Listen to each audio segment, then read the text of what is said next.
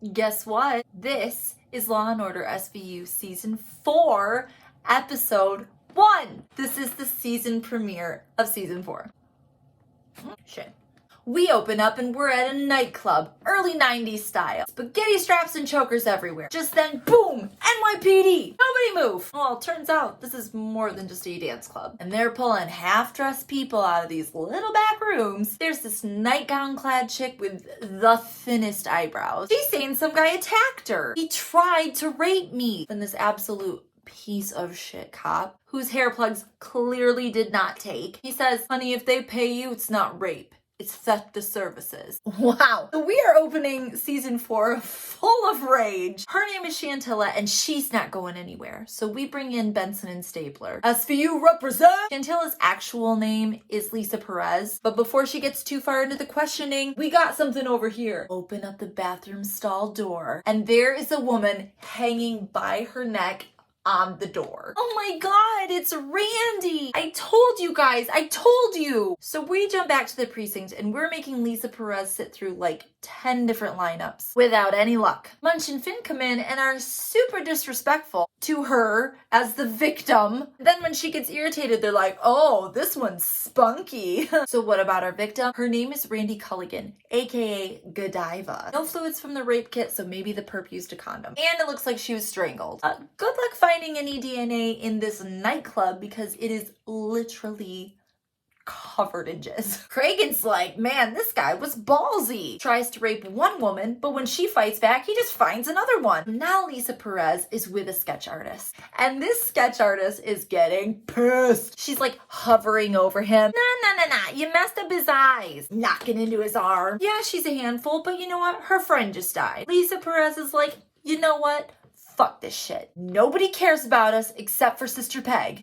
We know Sister Peg! She's the nun who has a heart for Jesus and also junkies. So Benson and Stabler head over to talk to Sister Peg. She's doing God's work, handing out condoms and clean needles. She's like, oh yeah, I keep a list of like bad tricks. But this list is not super specific. White guy goes by Jack Psycho. Black guy, scar over eye. They hand Sister Peg the sketch of the guy. That looks like a damn Muppet. Does this look like the guy? Can you show it around? Meanwhile, Munch and Finn are over at the morgue with Emmy Warner.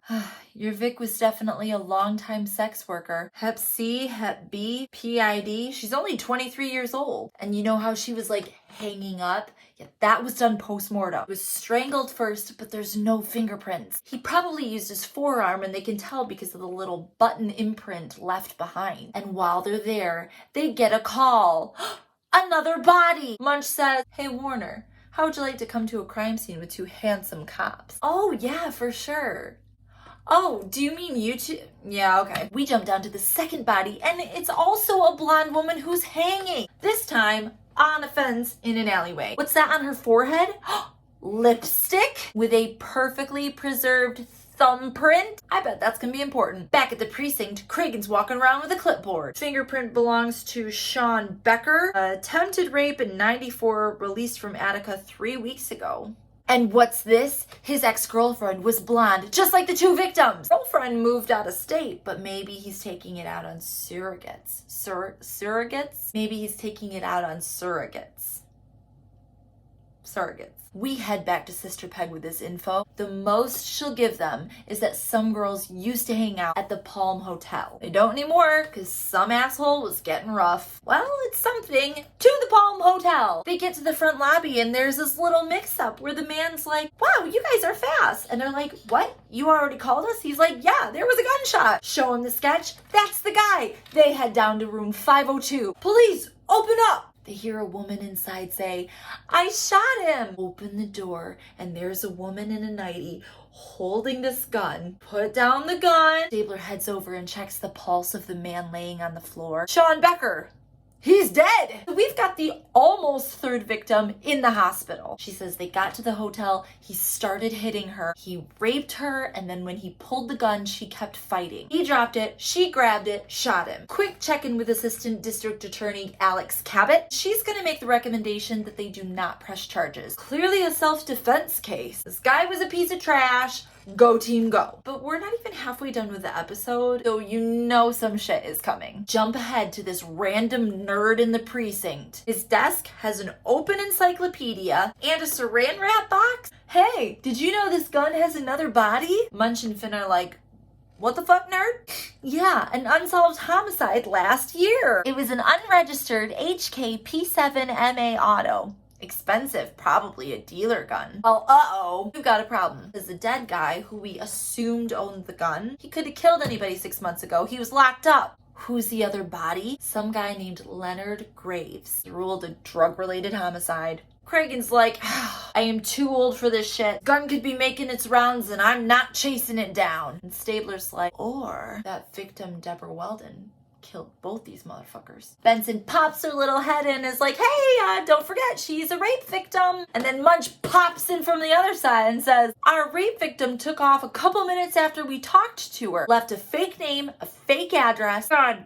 damn it. Okay, Munch and Finn, you go find that sex worker. Benson and Stabler, figure out who killed that first guy. We follow Benson and Stabler over to homicide. The detective who worked the case, who also played Ratty from the movie Toad in Toad Hall, says that he was just a bad guy. But guess what? His credit card got used a whole lot after he kicked it. All signed by Mrs. Graves.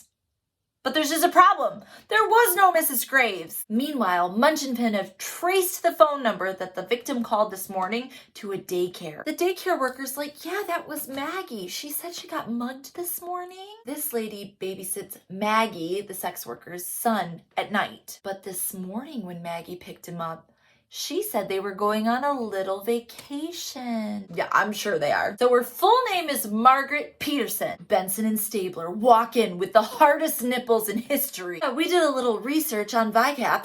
Looks like there were 6 similar homicides, all with subsequent stolen credit cards. Yeah! We zoom into the pores on Stabler's face. Captain, this lady's a serial killer. We've got pictures of all the victims up on a board looking for similarities. These two were shot. This one's head is bashed. This guy's throat was slit. Huang is there and he's not really comfortable labeling her a serial killer. I'm just not sure if she fits the profile. Here's the thing. She was raped. Her actions could be the product of pronounced rape trauma syndrome. Stabler's like, then she goes on a shopping spree. She's celebrating her kill. All right, fine. All these are great theories, but we gotta find her because she's gonna kill again. And just as we come back from a commercial break, Benson and Stabler are sticking their gloves on because sure enough, there's another body. Some dude dead in a car. And Benson and Stabler are like taking turns crawling through this car, hovering over the body from the back seat. Wow, rolled him good. Flies open and stabbed 6 times, huh? Lots of credit cards in his wallet. Let's run them and see which one is missing. Back at the precinct, we find out it's his American Express. Stabler's like, ooh, good choice. Frequent flyer miles. This murder brought to you by American Express. Finn says this death was between 2 and 4 hours ago. Pre-release. Oh, that's just cold. Haha! We got a hit on that American Express. Margaret Peterson has checked into the Lancaster Hotel, and we pick her up without incident, along with her now very traumatized little boy. His name is Joey, and once we get back to the precinct, Munch is on babysitting duty. So we've got Maggie in an interrogation room, and Huang wants to do a little evaluation, just to see what's happening here. Have you ever had hallucination? No, of course not. Do you ever feel like people can read your mind? LOL, no, that's so silly. Have you ever come to and not realized how you got there? She goes totally old Hollywood stoic. How did you know that? Huang is almost giddy as Maggie starts to describe how it started as a kid when her dad would hit her and she would black out. I see. So Huang goes out to report to the others. Well, she's not psychotic, but she's describing disassociative episodes. And also, this bitch is faking it. Yeah, she's just telling him what he wants to hear. So he wants to see if his theory is correct. So he sends Stabler in. Keep her talking. Give her just enough rope to hang herself with. Oh, is that foreshadowing? Stabler heads in, and like 2 seconds later, this bitch is straddling him, unbuttoning her shirt. You're a tease, detective. Oops, there goes my cardigan. Okay, this is getting a little steamy. Let's get Stabes out of there. And Huang has solved it. She's a cocktail personality. A what tail now? She senses other people's personalities and acts accordingly. So here's the question. Yes, she was raped, But does she pick out predatory men so that she can kill them? Whatever. Benson wants to take a stab at this bit. Time to expose the lie. Benson heads in and says, sit down. Oh yeah, your mom died and your dad beat you? Bitch, your mom's alive. Throws the clipboard down on the table. By the end of this, you're gonna wish you were seen as a victim because you're gonna get the death penalty. Cabot's walking with Huang and she's got kind of a little favor to ask of him. Cabot wants Huang to testify for her because Cabot's making a death penalty recommendation, and this is the first female death penalty case in New York. You know how I feel about capital punishment. Come on, you know she's a calculated killer. Please, please, please, please. Well, it might not even have mattered because we jump ahead to after that hearing and we find out that they have shut Cabot's ass down. And Liz fucking Donnelly, her boss, stomping into the chambers after her. I can't believe that became a woman's rights thing. Just because I'm a woman doesn't mean I shouldn't be able to be put to death by the state. Problem is, Maggie is a single mother sex worker rape victim. Yeah, and also a serial killer. Do we really want that to be the first woman that the state puts to death? Jump to the trial, and it's not going good for Cabot. Just getting her ass handed to her, and the jury is eating up Maggie's defense. Maggie's a psychopath. She's brilliant at playing to the jury. After that tough day in court, we're back at the precinct, and Liz Donnelly is pissed. Well, we're gonna have to go with man 2, 8 to 10. Cabot's like, no fucking way. Just then Benson pipes in. Hang on, Joey, her son, he's how old? 2.5. Benson's looking at the medical records. The month before he was born,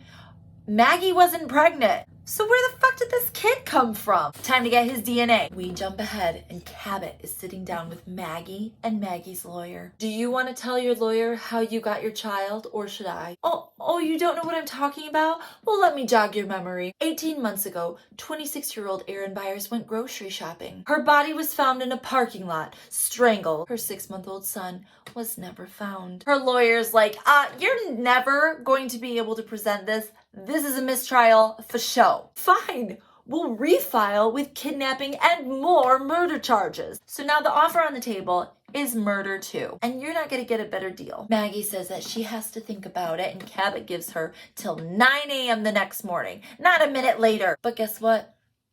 There's not gonna be a plea. Why? Cause guess why? Maggie killed herself in her cell with her stocking. And she left a note, her last will and testament, to her loving son, Joey. Benson and Stabler are staring down in disgust at this corpse. Look at her. She gets to go out looking like a beauty queen. It was all a performance. The performance of her life. Screen goes black. Dick Wolf. See, that's a good line to end on. Classic SVU writing.